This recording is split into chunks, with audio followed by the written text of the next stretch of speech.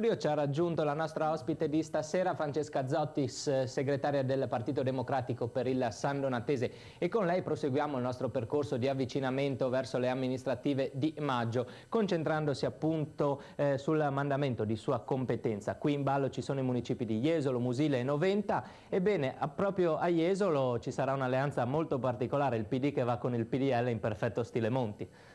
È stata una scelta locale, quindi lascerei stare Monti. Direi che è una scelta locale, una scelta del circolo di Jesolo per la realtà particolare che vivono, una scelta votata insomma a larga maggioranza tra l'altro da tutta l'assemblea degli iscritti, e una scelta che il PD di Jesolo ha definito una scelta programmatica, quindi una scelta che dovrebbe comunque rilanciare alcuni temi, tra l'altro anche sullo sviluppo urbanistico della città, e che ci auguriamo che veda dei frutti positivi per il Partito Democratico. Comunque ripeto, è una scelta locale. Anche se alcune ripercussioni ci sono già state proprio negli ultimi giorni, se non sbaglio una componente del direttivo ha dato le dimissioni.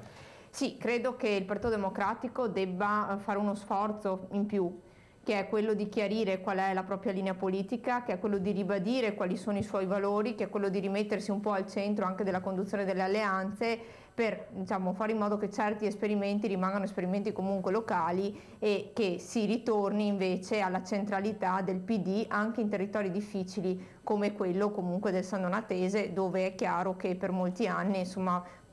poche amministrazioni siamo riusciti a governare, ma sono convinta che nel momento in cui ci sarà una maggiore chiarezza, mi auguro anche che Alessandra Miraglia ritorni in segreteria, probabilmente riusciremo anche a tornare al governo dei nostri territori come Partito Democratico. Ecco.